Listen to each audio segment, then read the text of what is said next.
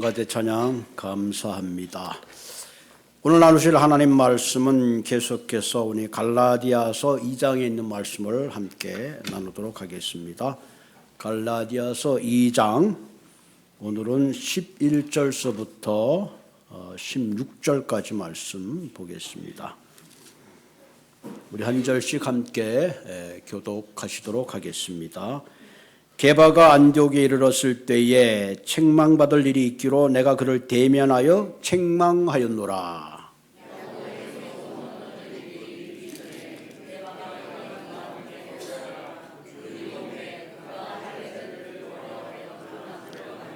남은 유대인들도 그와 같이 외식함으로 바나바도 그들의 외식에 유혹되었느니라.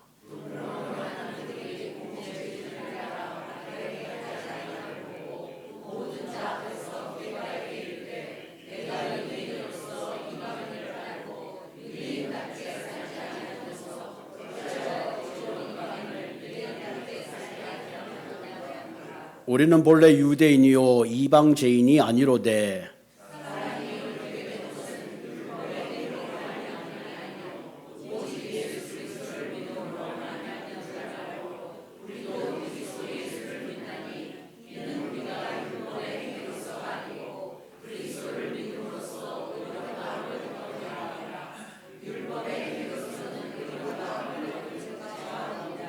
다시 한번 읽겠습니다.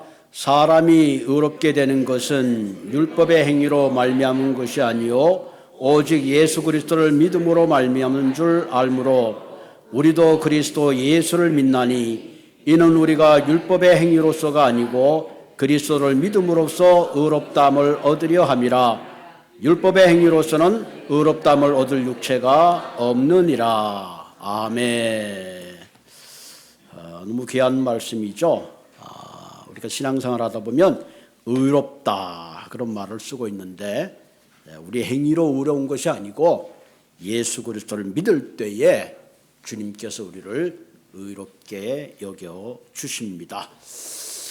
특별히 오늘 갈라디아에서 보면 여러분 베드로 그러면 예루살렘의 야고와 보와 함께 수장이었고 사실 바울 생각하면 저 밑에 있는 그런 바울인데 오늘 특별히 늘 베드로 하면 굉장했는데 베드로가 바울에게 책망받는 그런 일들을 기록하고 있습니다. 그런 거 보면 그 출죽했던 베드로도 역시 완벽한 인간이 아니구나 하는 거 우리가 알 수가 있습니다. 사람은 누구나 저마다의 아킬레스건, 약점이 있어요. 약점. 어떤 말을 들으면 잘 지나가다가 어떤 말을 들으면 발끈할 때가 있죠. 그 발끈할 때가 나의 아킬레스건입니다. 그래서 상대방의 약점이 있어요. 그 약점을 우리는 건들면 안 됩니다. 그래서 가능한 장점을 칭찬해 주는 것이 좋죠. 우리가 사람의 겉모습을 보고 그 사람의 마음을 알아내는 것이 쉽지 않아요. 우리가 사실은 웃는 얼굴을 하고 있지만 마음에는 분노한 마음이 있을 수 있고요. 우리의 얼굴은 항상 어떻게 보면 우리의 내면을 그대로 비추지 못할 때가 참 많이 있어요. 그래서 어떨 때는 마음에 들지 않는, 마음이 내키지 않는 말도 때로는 할 때가 있고 때로는 자신의 감정을 숨기기도 합니다. 좋게 말하면 우리는 이것을 세상을 살아가는 처세술이다. 그렇게 얘기할 수 있고요. 좀 부정적으로 말하면 우리가 세상 살면서 뭔가 내 자신을 솔직하게 드러내지 못하는 그런 세상 속에 우리도 모르게 그렇게 두 얼굴을 가지고 사는 것이 아닌가 그런 생각을 하게도 됩니다. 그러다 보니까 어떨 때는 우리가 기도할 때도 교회에서도 하나님 앞에서도 우리의 내면을 솔직하게 드러내지 못하는 그런 경우를 볼 때가 있습니다. 오늘 조태수 권사님 대표 기도를 잘 해주셨는데 죄송하지만 제가 이렇게 기도 소리를 듣다 보면 저분이 기도를 얼마나 준비했나 하는 것이 그냥 느껴져요. 일주일 내내 준비하신 흔적이 있어요. 할렐루야. 우리가 기도할 때, 기도를 준비할 때도 마찬가지고요. 우리가 무엇을 그 마음속에 담고 잘 표현하는 것이 참 중요합니다. 여러분 우리가 자녀를 키울 때도 보면 어떤 자녀들은 부모의 기대에 부응하기 위해서, 여러분 그런 적 있잖아요. 학교에서 성적 받아왔을 때 혹시 부모가 실망할까 봐 뭐 A를 받아야 되는데 F를 A로 바꾼다든가 학교 다닐 때 그런 경험이 있어요. 옛날에 뭐 수음이 양가했잖아요. 양가가 아니라 우수수 떨어져야 되는데 그 성적표 갖고 오기가 좀 죄송해가지고 슬쩍 고치게 되는 경우도 있고, 가끔 보면 어떤 자녀들은 재수를 했는데 어머님이 그냥 서울에서 상경해서 그냥 깃발을 재주는데 재수한다는 말이 차마 입에 안 떨어져서 부모의 기대에 부응하기 위해서 대학에 들어가서 대학 생활을 하다가 결국은 졸업 시즌쯤에서 발각이 되는 그런 일들도 생깁니다. 왜 이런 일이 생길까? 그것은 우리가 부모에 대한 기대가 너무 컸을 때에 자녀가 갖는 부담 때문에 가끔 그런 일이 생길 때도 있습니다. 최근에 유튜브에서 그 미국에 온 여군들에 대해서 당신들은 왜 이렇게 군대에 들어왔느냐? 근데 저마다 얘기를 해요. 한번 적극적인 삶에 도전해보고 싶었다. 내 성격이 소극적이었는데 군대 생활을 통해서 좀 더 적극적인 내 성격을 하고 싶었다. 심지어는 어떤 사람들은 부모의 기대에 부응해서 우리 부모님이 한번 내가 여군이 돼서 군대 생활을 하는 것을 바라서 왔다. 뭐 그렇게 부모의 기대에 부응하기 위해서 자신의 인생의 방향을 결정하는 그런 경우도 있더라고요. 어쨌든 우리 그 한국 문화는 알게 모르게 체면 문화라는 게 있어요. 체면 문화. 그래서 배에서 꼬르륵 소리가 나는데도 식사하셨어요? 그럼 예, 방금 먹었습니다. 자기도 모르게 이렇게 하는 경우가 참 많이 있어요. 그리고 심지어는 뭐 얼굴을 봐서 내 체면을 봐서, 그러다 보니까 우리의 삶이 나도 모르게 이런 체면 문화에 체면이 돼 있는 것 같아요. 그래서 신앙생활 할 때도 내가 진솔하게 하나님 앞에 예비하고 진솔하게 하나님께 나가야 되는데 그렇지 못하는 내 안에 있는 이중적인 그런 것들을 우리가 솔직히 고백하게 됩니다. 오늘 성경에 이렇게 보면 베드로는 사실 출중했던 예루살렘의 지도자였습니다. 어떻게 보면 베드로를 책망할 수 있는 사람이 누가 있을까 할 정도로 그런 분이었는데 오늘 바울의 책망을 듣는 그런 큰 실수를 범하고 말았습니다. 오늘 본문 11절에 이렇게 볼까요? 11절에 보면 베드로가 안디옥 교회에 이르렀죠. 근데 책망받을 일기로 내가 그를 대면하여 책망했다. 얼굴을 보고 베드로를 책망한 거예요. 바울이 왜 책망했느냐? 12절에 그 이유가 나오는데 야고보에게서 온 어떤 이들이, 예루살렘 말하죠. 야고보에게 예루살렘에서 어떤 이들이 이르기 전에 게바가 이방인과 함께 밥을 먹고 있다가 그들이 오매 그가 할례자들을 두려워해라. 예루살렘에 온 사람들은 할례받은 유대인들이죠.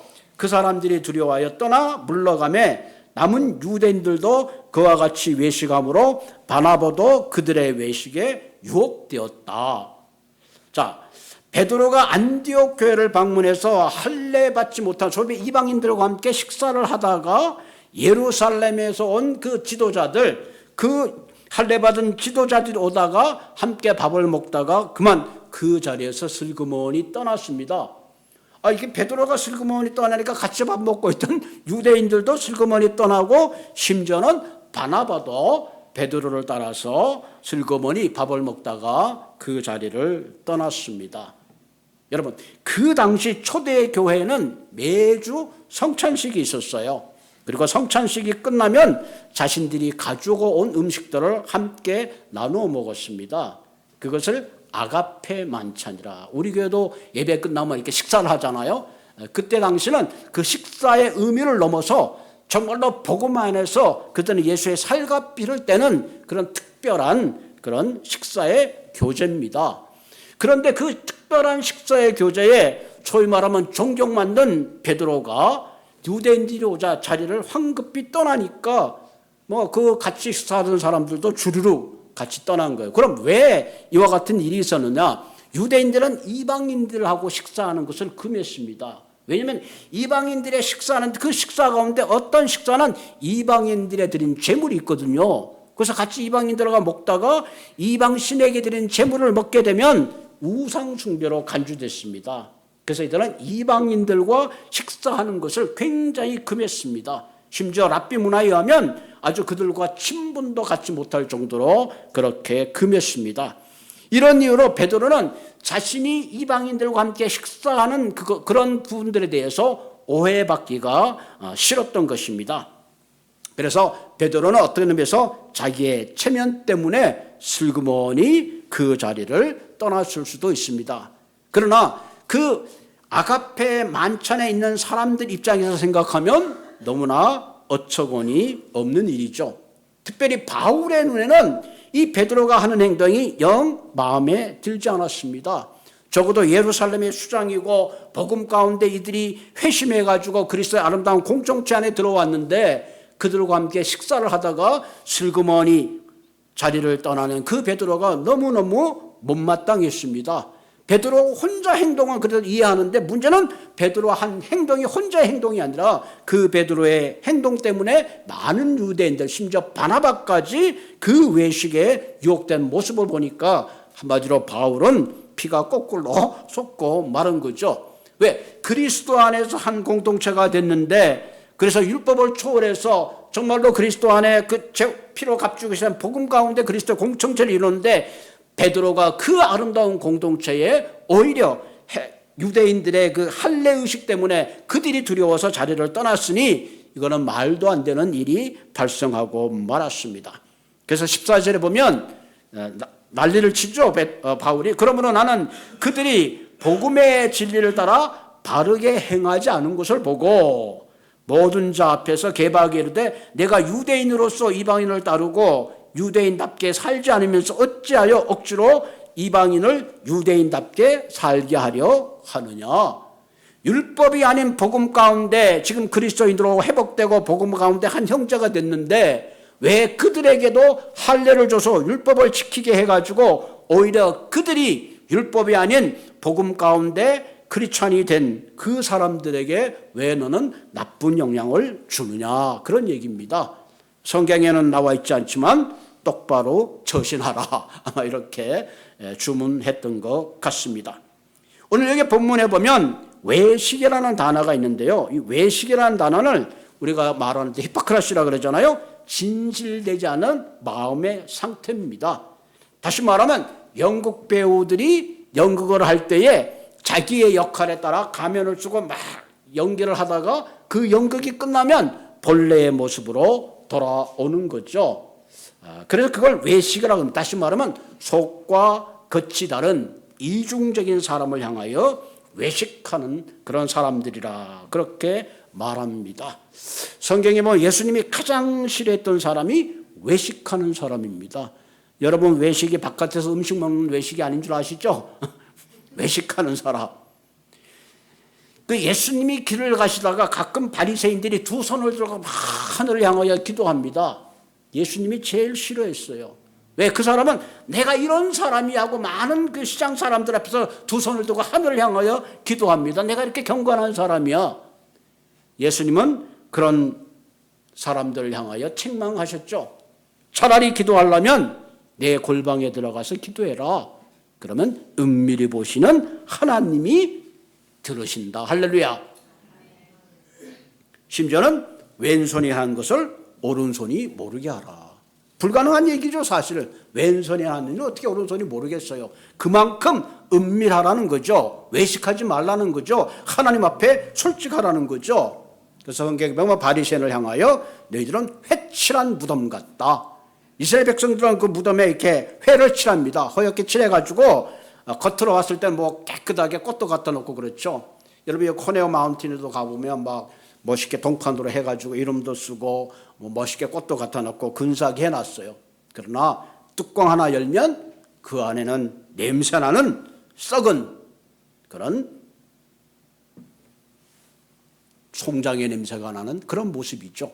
다시 말하면 너희들이 겉으로는 성결한 척 거룩한 척 하지만 사실은 너희들의 심령은 심히 부패하고 썩었다 하는 거죠. 그래서 예수님이 질타하신 것이 바로 이는 외식의 습관입니다. 그런 의미에서 우리가 하나님 앞에 나아가기 위해서는 이런 외식의 가면을 내려놓고 주님 앞에 우리의 중심을 드리는 진솔한 마음으로 내려가야 됩니다. 그러면 우리가 주님 앞에 외식의 가면을 내려놓고 주님 앞에 진솔한 마음으로 나아가기 위해서는 어떤 우리의 마음의 자세가 필요할까 하는 겁니다. 첫째는 내적인 확신이 필요합니다. 우리 자식이 외식의 가면을 내려놓기 위해서는 무엇보다도 내적 확신이 필요합니다. 베드로가 할례받은 유대인들이 나타날 때에 떠난 그 이유를 이렇게 기록하고 있습니다. 12절에 보면 게바가 이방인들과 함께 먹다가 그들이 오매 그가 할례자들을 두려워하여 떠나 물러가매. 베드로가 무엇이 두려웠을까요? 그 사람들의 평가와 비판이 두려웠습니다. 또 자신이 예루살렘에 돌아갔을 때 내가 이방인들과 함께 식사하고 있는 것이 그것을 문제 삼을까 봐 두려웠던 것입니다. 여러분, 우리가 세상을 살아가면서 사람들의 평가나 비판을 두려워하게 되면 자신의 소신을 잃어버릴 때가 참 많이 있어요. 우리가 교회에서 리더로 일할 때도 필요한 것이 내적인 확신입니다. 내가 이 일을 하는 것이 하나님을 위한 일이고 내가 이 일을 위해서 복음을 위한 일이라면 누가 뭐라 그래도 내적 확신을 가지고 또 밀고 나갈 수 있는 그런 믿음이 있어야 합니다. 여러분, 연예인들은 사실은 자신의 인기를 먹고 살죠. 그런 의미에서 우리는 세상의 인기가 되어 사는 삶이 아니라 하나님 앞에 하나님을 두려워하는 마음으로 살아야 합니다. 하나님의 평가, 하나님의 인정, 우리는 그것을 생각하며 살아야 합니다. 여러분, 세상 사람들의 평가는 사실 올바른 평가가 아닙니다. 자신이 하고 싶은 대로 평가합니다. 왜? 그 평가에 우리의 심령이 흔들릴 필요가 없다 하는 거죠. 우리는 하나님 앞에 언제든지 내 모습 그대로 나아가는 그런 진솔한 모습이 필요합니다. 왜? 하나님은 만홀히 여기는 분이 아니기 때문에 그렇습니다. 만홀히 여기는 분이 아니란 말은 썩지 않는다 하는 거예요. 내가 아무리 거룩한 척, 착한 척, 선한 척 해도 하나님은 내가 어떤 존재인지를 아신다 하는 겁니다. 그런 의미에서 우리는 하나님께 나아갈 때에 내 모습 그대로 나가는 그런 용기 있는 삶이 필요합니다. 더 이상 우리가 사람의 눈치나 내 자신의 체면의 가면을 벗어버리고 오직 하나님 앞에 겸손히 나아가야 합니다. 하나님이 나와 함께 하지 않으면 나는 언제든지 악한 꾀에 빠질 수 없습니다. 죄인의 길에 설 수밖에 없습니다. 하나님, 나는 본래가 오만한 자입니다. 하나님, 나를 변화시켜 주십시오. 그런 겸손한 자세로 나아갈 수 있어야 합니다. 메리앤 앤더슨은 미국 성악가로 20세기 최초의 여성 엘토, 흑인 성악가입니다. 이분이 흑인 최초로 메트로폴리탄 오페라 극장에 선 가수입니다. 원래 이분은 빈민가의 가정에서 태어났어요. 음악 교육을 받기가 참 어려웠습니다. 그런데 이 앤더슨의 재주를 알아본 그 당시의 성악가 주세페 보케티가 그 여인을 레슨을 시켰습니다. 그래서 뉴욕 필하모니에서 콩쿠르에 합격하고 뉴욕 필하모니에 흡연을 하면서 일약 스타가 되었습니다. 그래서 이번은 1928년에 카네기홀에서 첫 공연을 가졌고 1930년에 무려 116회에 걸쳐서 유럽에 공연을 했습니다. 그리고 이분이 1935년 흑인 최초로 찰스 브루크 무대에 섰을 때에 그 무대를 본 아스트로 토스카니가 이렇게 고백했습니다. 이 여인은 100년에 한 번 나올 만한 소리를 가졌다. 내가 오늘 그녀를 만난 것은 신에게 감사를 드린다. 얼마나 굉장한 칭찬을 했는지 모릅니다. 이분이 1939년에 앤더슨은 워싱턴 저스티션 홀에서 연주를 하려고 했는데 그만 흑인이라는 이유로 공연이 취소됐습니다. 그래서 이분이 화가 나가지고 그 링컨 기념관 광장에서 무료로 야외 연주를 했는데요. 기록에 오면 7만 5천 명의 관중이 모여들었다고 합니다. 여러분 생각나세요? 7만 5천 명. 실로 대단하죠. 그때 기자가 이 메리안 성악가에게는 몰랐습니다. 당신은 천상의 목소리를 가졌는데 당신의 인생의 가장 위대한 순간이 언제였습니까? 그랬더니 이분이 대답하기를 토스카니가 나를 향하여 최고의 칭찬할 때도 아니고 지금 7만 5천의 간중도 아닙니다. 저는 저녁마다 내 자신의 몸을 닦았습니다. 더 이상 흑인이 아닌 백인으로 살고 싶었습니다. 그런데 어느 날 나는 흑인으로서 살기로 결단했습니다. 그리고 나는 어머니를 찾아가서 어머니, 나는 더 이상 내 몸을 씻지 않겠습니다 라고 선언했을 때가 내 인생의 가장 위대한 순간이었습니다. 그렇게 고백을 했다고 합니다. 여러분, 우리가 하나님 앞에 가장 위대한 순간은 바로 나됨입니다. 하나님 앞에서 내 모습 이대로 가는 그 모습이야말로 하나님이 가장 기뻐하는 순간이라 생각이 되어집니다. 세상 사람들이 만들어 놓은 거울에 비추어서 내 자신의 성공과 실패를 말하지 마시기를 바랍니다. 세상이 말하는 외모, 학문, 스펙이라는 잘못된 평가에 내 자신이 주눅들 필요가 전혀 없다 하는 겁니다. 여러분, 아무도 나를 대신해 줄 사람이 없습니다. 내 자신은 오직 하나님 앞에서 평가받는 하나님의 자녀인 것을 기억하시고 복음의 본질 가운데 살아가시는 귀한 삶이 되기를 주님의 이름으로 부탁을 드립니다. 이런 내적 확신이 없으면 누가 어떤 말을 할 때마다 그 상처에 걸려서 내 신앙이 바로 자랄 수가 없습니다. 그러므로 우리는 주님 앞에 이런 분명한 내적 확신을 가지고 살아갈 때에 우리는 믿음을 향하여 바르게 달려갈 수가 있습니다. 두 번째, 우리가 외식을 벗기 위해서는 삶의 바른 잣대가 필요합니다. 내 삶의 기준이 필요해요. 내가 넘어졌을 때 나를 잡아줄 수 있는 기준이 필요한 거죠. 저 본문 14절에 보면 그러므로 나는 그들이 복음의 진리를 따라 바르게 행하지 않음을 봤다. 복음의 진리를 따라 바르게 행하지 못했다는 것은 바른 잣대대로 행하지를 못했다 하는 거죠. 복음의 본질을 따라 행동해야 되는데 그러지 못했다 하는 겁니다. 우리가 혼탁한 세상을 바르게 살기 위해서는 바른 기준이 있어야 됩니다. 그 기준은 복음의 절대 기준이 우리의 삶의 기준이 되어야 합니다. 여러분, 우리가 세상을 살면서 세상의 여론을 따라 살면 늘 불안합니다. 왜? 우리의 환경은 늘 변화무쌍하기 때문에 그렇습니다. 우리는 하나님의 말씀이 내 삶의 기준이 되고 내 삶의 분명한 잣대가 되어야 합니다. 소위 말하면 우리가 말하는 정의, 법은 상황에 따라 언제든지 변할 수가 있어요. 여러분, 최근에 안타깝지만 윤석열 대통령이 헌법재판소의 논쟁을 보면서 그 헌법재판소의 법을 이야기하지만 사실은 서로가 유리하게 변론하고 애쓰는 것을 볼 수 있습니다. 우리가 말하는 법, 정의라는 것은 항상 일정한 기준이 있지 않아요. 여러분, 민주주의의 꽃이라고 할 수 있다면 투표입니다. 투표를 통해서 시비를 가르는데 그 투표의 시비가 언제나 바른가? 꼭 그런 건 아니에요. 만장일치가 나왔다고 일치된 의견이 반드시 옳은 것은 아닙니다. 여러분, 우리가 미국에 살면서 경찰의 과잉 진압이나 인종적 편견들의 사건에 대해서 판결하는 걸 보면 반드시 정의롭게 판단되지 않는 것을 우리는 종종 볼 수가 있습니다.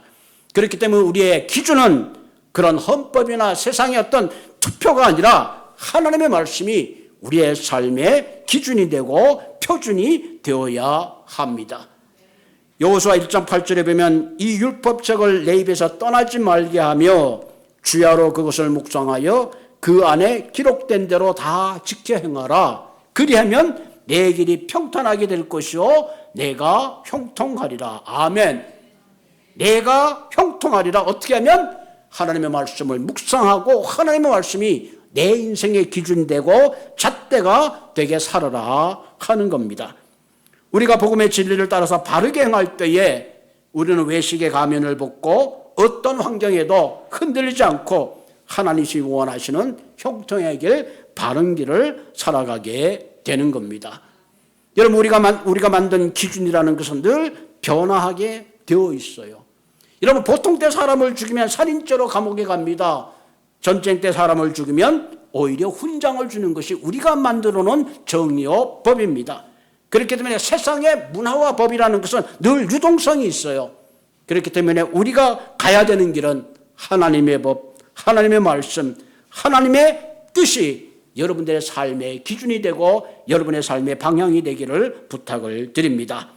세 번째, 우리가 외식을 버리기 위해서는 정직한 믿음이 필요합니다. 여러분, 정직하면요 자유로워요. 그런데 정직하지 않으면 불안이 찾아옵니다. 거짓말하게 되면 내 거짓말이 들통날까 봐 또 다른 거짓말을 하게 되어 있어요. 여러분, 마스크만 써도 답답한데 내 얼굴에 가면을 쓰고 다니면 얼마나 답답하겠어요. 보는 사람조차도 더 답답할 것입니다. 하나님은 오늘도 정직한 영을 찾고 계십니다. 여러분, 이스라엘의 위대한 왕이 다윗 왕입니다. 다윗 왕은 10계명의 4가지 계명을 어겼어요. 이웃의 부인을 탐했고 살인죄를 짓고 거짓말을 했으며 심지어는 하나님의 이름조차 망령되게 했죠. 다윗은 이웃의 아내를 탐내고도 1년간 죄책감 없이 살았어요. 그때 하나님께서 나단 선지자를 통하여 다윗의 그 모든 죄를 하나하나 밝혀냈습니다. 그때 다윗은 시편 52편에서 하나님 앞에서 자신의 죄를 이렇게 고백합니다. 제가 항상 내 앞에 있고 내가 죄악 중에 출생하였으며 어머니가 죄 중에 나를 잉태했습니다. 이 얼마나 귀한 고백인지 모릅니다. 하나님, 내가 이제 알고 봤더니 어머님이 죄 중에 나를 잉태한 이런 죄인입니다. 그렇게 고백합니다. 그리고 하나님, 내 속에 정한 마음을 창조하시고 내 안에 정직한 영을 새롭게 해 주십시오. 만약에 하나님이 내게 제사를 구했더라면 내가 엄청난 제사를 수만 번이라도 드렸을 것입니다. 그런데 하나님께서 구하는 제사는 상한 심령이라 하나님이여 상하고 통회하는 마음을 주께서 멸시치 아니하십니다. 오늘도 하나님은 상하고 통회하는 심령을 찾으십니다. 그래서 시편 51편 9절에 보면 주의 얼굴을 내 죄에서 돌이키시고 내 모든 죄악을 지워 주소서. 아멘. 우리가 상한 마음으로 통회한 마음으로 갈 때에 주님께서 그 죄에서 그 모든 다윗의 죄를 지워주시고 도말해 주시고 용서해 주셨다는 사실입니다. 어떤 의미에서 저와 여러분들에게도 동일한 고백이 필요합니다. 세상에 완벽한 사람이 있나요? 의로운 사람이 있나요? 다 우리는 죄인이고 허물 많은 사람들입니다. 어떤 의미에서 저도 그렇고 여러분들도 그렇고 여러분이 숨겨놓은 그 어두운 어떤 일들을 밝힌다면 어떻게 우리가 감히 얼굴을 들고 다닐 수가 있겠습니까? 오 하나님, 이 시간에 우리가 정직한 마음으로 하나님, 내게 정직한 마음을 창조하시고 내 안에 정직한 영을 새롭게 해달라는 마음으로 주님 앞에 나아가는 그런 삶이 되기를 주님의 이름으로 부탁을 드립니다. 오늘 바울이 베드로에게 한 말은 복음의 진리 가운데 바르게 행하지 못한 베드로를 책망하면서 복음의 본질이 무엇인가 하는 것을 결론적으로 16절에 말하고 있습니다. 사람이 의롭게 되는 것, 율법의 행위로 되는 게 아니다. 내가 선하게 살고 도덕적으로 살고 윤리적으로 완전하게 산다고 내가 의롭게 되느냐? 율법에 여러 가지 계명이 있는데 내가 그 계명을 이렇게 다 지킬 수 있느냐? 불가능하다는 거예요. 우리는 절대로 의로운 존재가 될 수가 없다는 겁니다. 그래서 오직 예수 그리스도를 믿음으로 말미암아 그리스도 예수를 믿을 때에 우리가 율법의 행위가 아니고 그리스도를 믿음으로 의롭다함을 얻는다. 할렐루야. 그렇기 때문에 우리가 예수를 믿는다는 것은 대단히 중요합니다. 주님께서 우리 죄를 사해주고 의롭게 해주셨기 때문에 우리가 죽어도 천당 갈 수 있다는 하나님의 은혜를 입을 수 있는 것입니다. 한 번 죽는 것은 사람에게 정하신 것이요 그 후에는 심판이 있다 그랬습니다. 의롭지 않고는 하늘나라에 들어갈 수가 없습니다. 왜? 하나님은 의로우신 분이기 때문에 우리의 행위로는 절대로 의로울 수가 없는 거예요. 예수 그리스도를 믿을 때에 그분이 우리를 의롭게 해주니까 무엇을 믿는 거예요? 하나님 내게 상한 마음, 내 죄를 그리스도의 피로 덮어주시고 감추어 주실 때에, 용서해 주실 때에 비로소 우리는 의롭게 되는 것입니다. 그러면 오늘 이 시간 나의 의로움을 포기하고 하나님 나의 모든 죄를 용서하여 주시며 더 이상 외식을 가지고 살아가는, 가면을 쓰고 살아가는 삶이 아니라 주님 앞에 온전한 마음으로 나아가는 한 분 한 분 되시기를 바랍니다. 하나님, 저는 누추한 존재입니다. 우리의 상처와 고통을 아시는 하나님 앞에 정직함으로 상한 마음으로 통회하는 마음으로 갈 때에 하나님께서는 우리에게 정한 마음을 창조하시고 정직한 영을 새롭게 하여 주시며 내 모든 죄를 사해 주시는 주님 앞에 살아가는 한 분 한 분 되시기를 주님의 이름으로 부탁을 드립니다. 같이 기도하겠습니다.